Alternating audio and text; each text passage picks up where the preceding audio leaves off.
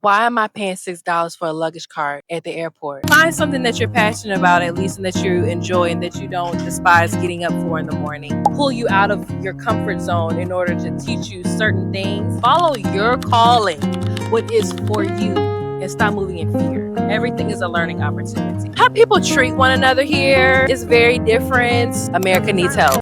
Hey, friend. Hey, girl. Hey. Hey. So I'm here with my good girlfriend, Tanae. We both lived in Thailand at the same time. We are both home at the same time. She hit me up last week and was like, let's go out for tea. And so we're sitting here at Equity, a Black-owned tea spot here in Baltimore, chatting it up. And we're talking a little bit about we talked about all the things, but right now we're going to give you a little bit about our experience in Thailand and all the things. So today, I guess, give them a little introduction of who you are and about your experience in Thailand. Sure.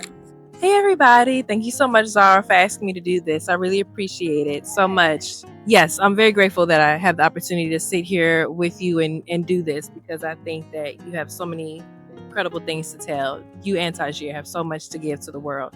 I'm Tanae. We both from here in Maryland. She might say Baltimore, but I grew up in Columbia mostly. Yeah. So it's some people would say it's two different things. So that's why I had to clarify. But yeah, I got to Thailand in 2021. And overall, my full entire stay was about 3.5, 4 years. And it's some of the best times of my life. I was a teacher. Honestly, I still say I am a teacher. I'm not teaching right now, but that's what I love. I love working with children. I'm good at it. I understand them. They understand me.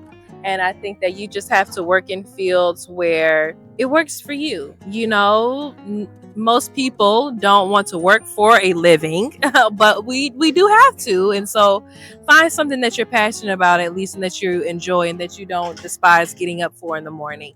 And that's how I feel about teaching. And yeah, I had a great opportunity to travel more in Thailand, through Asia, and somewhere else too. That's what I did there. And I got back, this is July now, and I got back July of 2025. So I've been back for a year. Nice. Yes. What were some of your favorite things to do while you were in Thailand? Some of my favorite things to do, travel. You know, from Bangkok, going to other countries is very affordable. So that's number one. Relaxing, meeting new people, and really just being. I think that we take that for granted, the opportunity to just be and rest in yourself and getting to know yourself more, figuring out the things that you really enjoy and love doing for yourself and for other people too. It's not just about us. It's, you know, how can we pour into others as well? So I also had the opportunity to have several events there while I was living there, and I really, really loved that so much. That was something that I was very, very passionate about.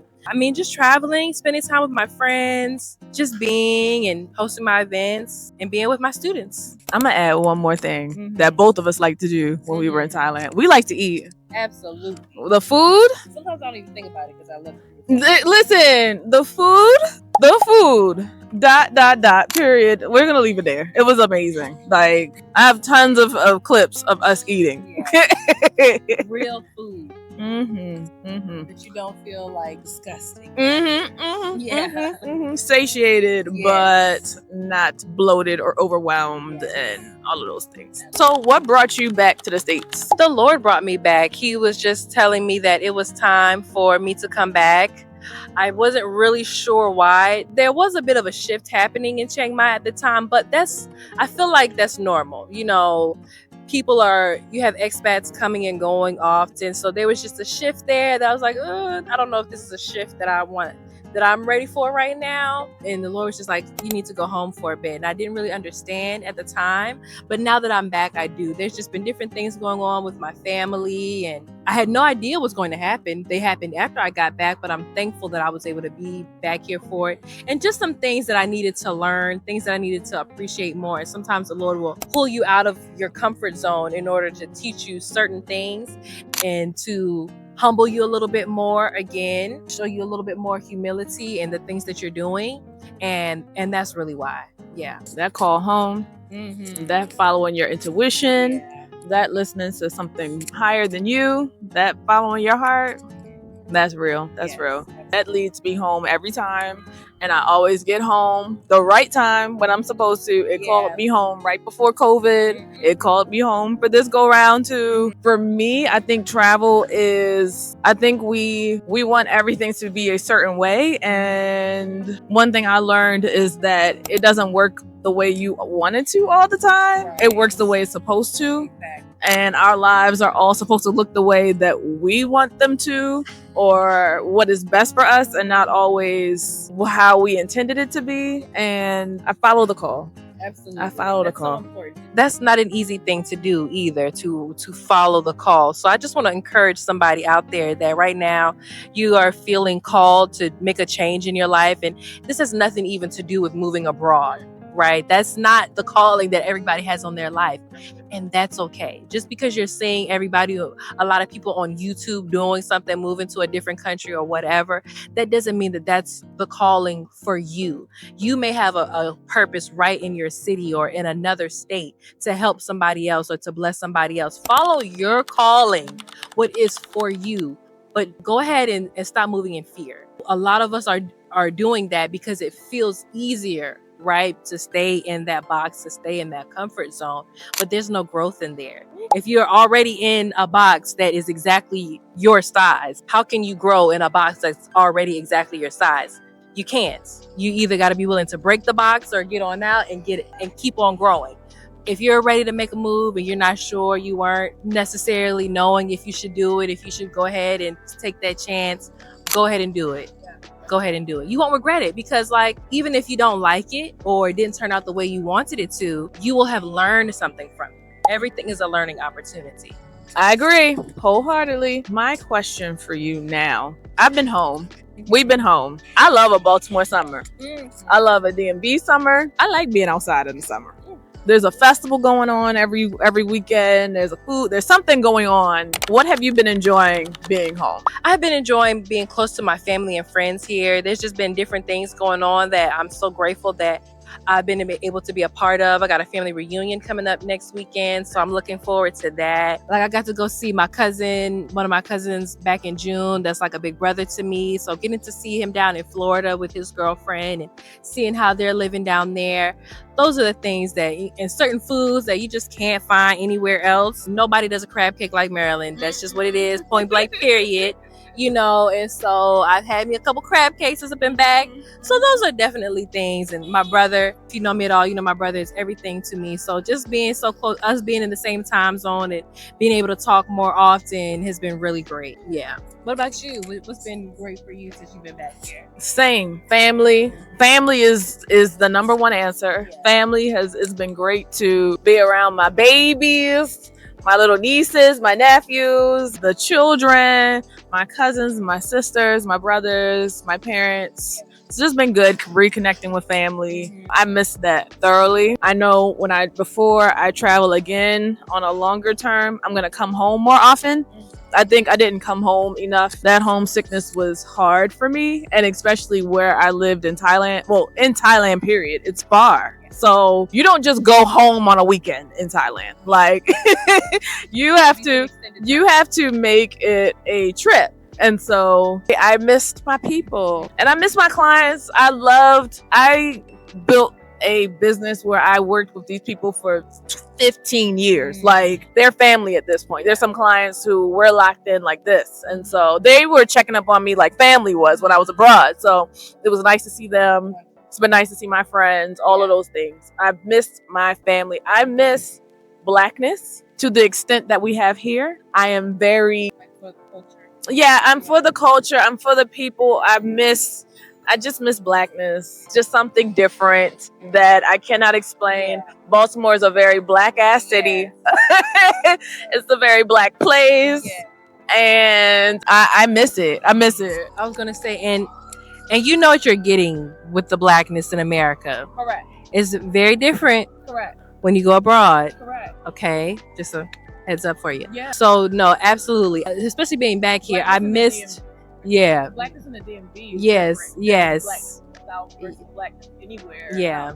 I agree. I definitely Up north agree. blackness is different Yes. than anywhere else. Yeah. Period. Yeah. Period. And so I didn't realize also, because I love who loves me, but obviously I love our people, and we did have connections with other Black people in Thailand, but it's just different here. Yeah. It's very different, and I feel like the pride is a bit stronger, and the connection is deeper here. So my next question is for you. What do you see yourself doing from here forward? What does Tanae in the future look like?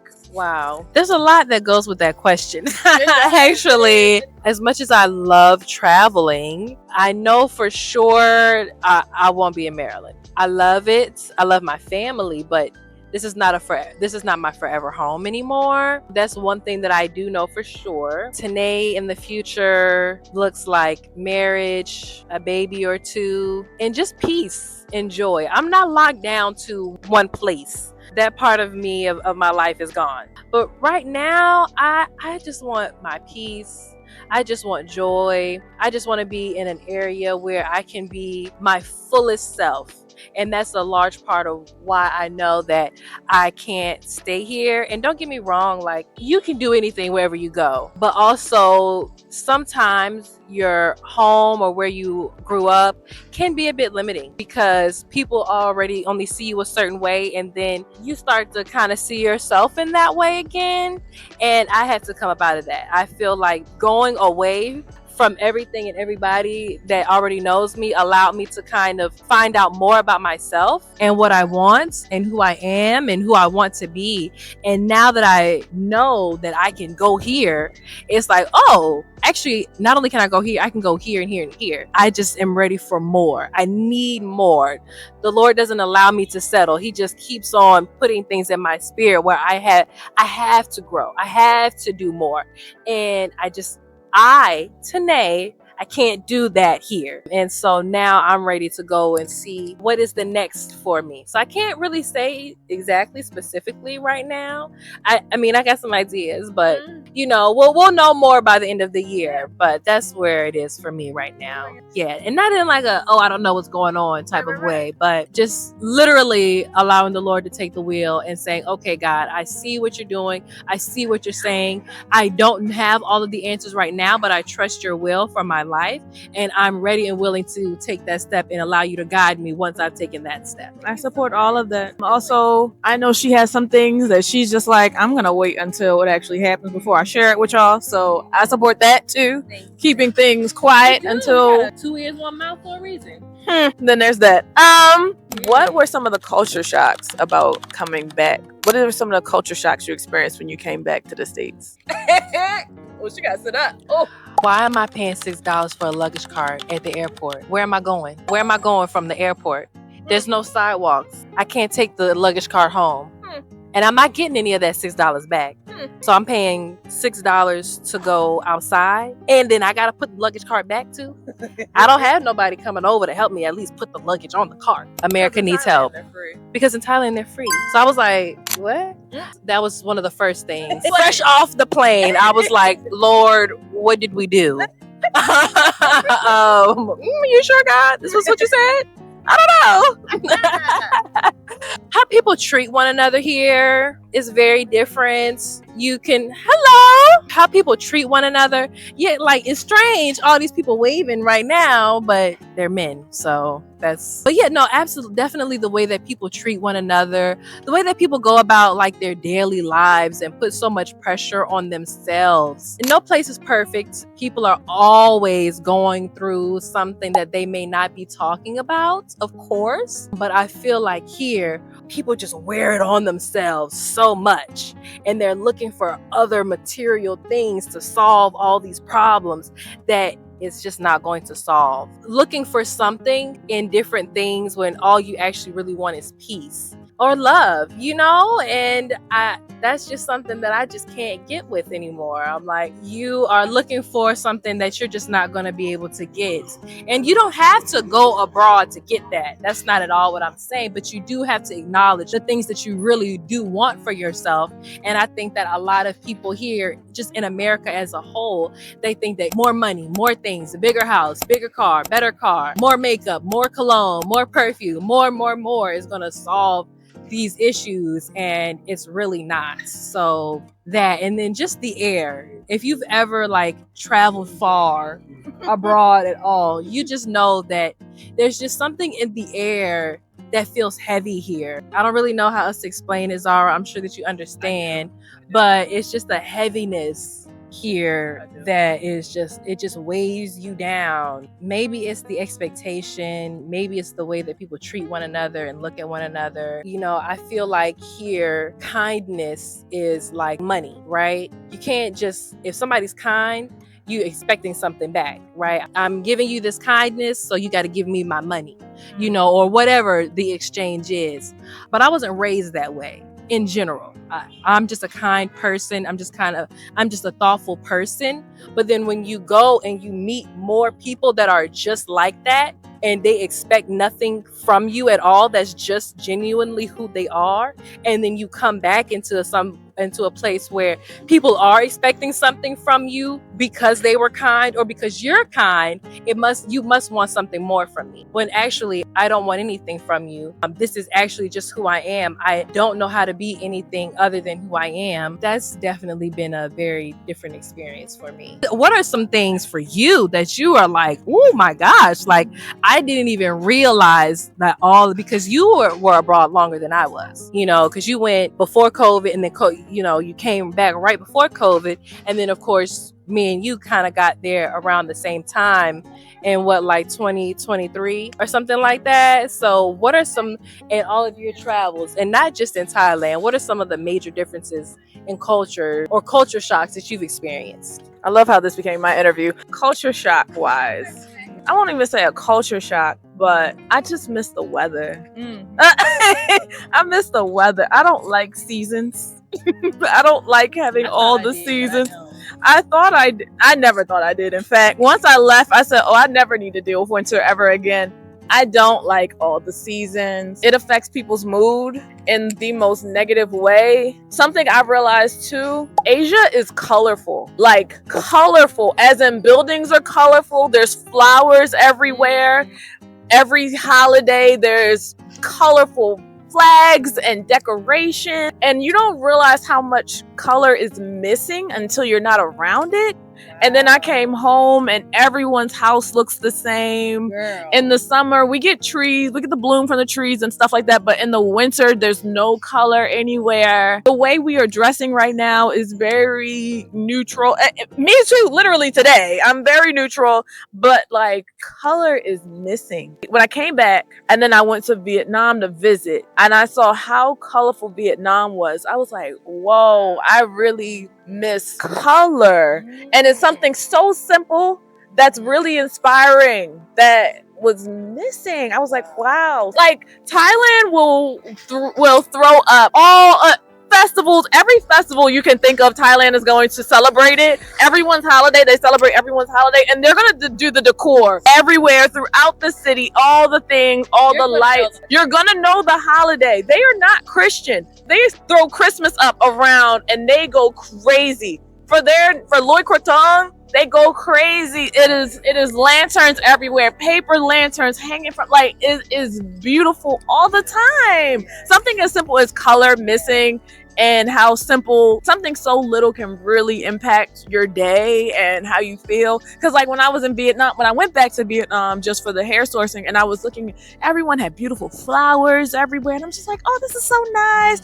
Oh, and I'm just like, I don't do that at home as much as I did before. Things are not decorated. Things are not colorful. Everything is nude. Right now, the brightest thing is the color and the line on the street. So something as simple as color missing. I understand what you mean about the heaviness here, and I wanted to share. At one point, I went to Morgan to do a talk about living abroad with their study abroad program, and the lady who was facilitating the class, well, the session for the students that wanted to travel, she said that she had a baby abroad. I forgot which country. Baby was so calm and peaceful. And the second that they flew to the States, the baby just became fussy for months. Like, the baby was no longer as calm. And she was like, it's the weight of America. Like, the baby can feel it. The baby can feel the difference between the weight abroad and the weight here. And so that weight,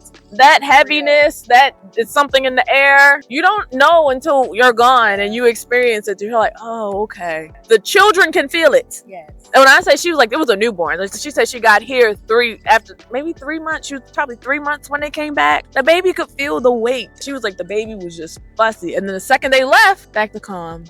Easy, just a joyful, peaceful baby, quiet, wanted to play. But before, she was like, she was not feeling America. So, yeah. Tell you something right there. It's real. It is really real. It is real. And I've had people laugh, kind of like, I'll mention that and they just laugh, like, like, what's in the air? And I'm like, I don't really know how to explain it. It's really just one of those things that you have to experience for yourself.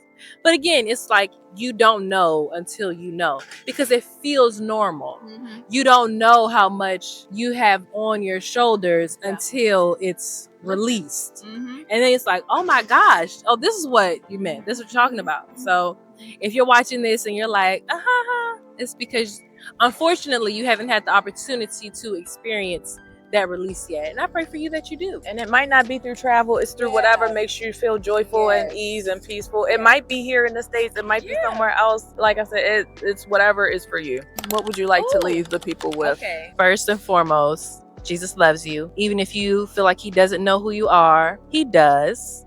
You just have to reach out to him. He's never, ever, ever left you. You just have to reach out and get to know him for yourself. Not for anybody else, but for you. And then also take a chance on yourself. Don't let anybody tell you who you are, who you're not, where you can and can't go. Because unfortunately, most of the time, all that is just projection, because they weren't able to do it.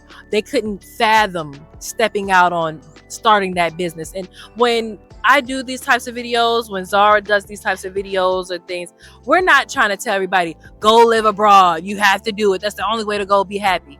No. What we're trying to get you all to understand is that make a choice for yourself that's going to bring you peace. You can do that thing. You can start that business. You can go and find whatever it is that's going to really bring you joy and peace. As long as you ain't trying to hurt nobody, you're not trying to take anything away from someone. And it might not look the way you thought it was going to look, but that doesn't make it a bad experience. You have an opportunity to learn from so many things and so many people. Keep yourself open. Listen. Don't just listen to respond.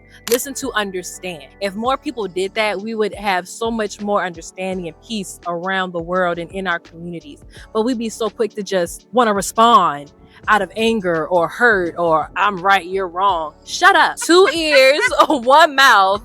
Okay, somebody, ooh, didn't you just say Jesus? Yes, but Jesus had to throw some things around in the temple too to get people's up.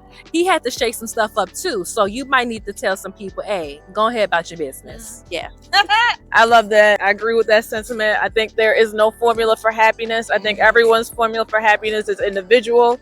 Whatever works for me will work for me. And we've been forced to believe there's only one way to reach happiness. We have to follow these certain rules to get to this certain place. And it's not for everyone. And so I think that we should, as a human, everyone should find out what their joy is, what brings them joy, and focus on that and live the life that works best for them. Thank you, Tanae. Thank you. It's been a pleasure as always. Love you, girl. Love you too. Thank you so much.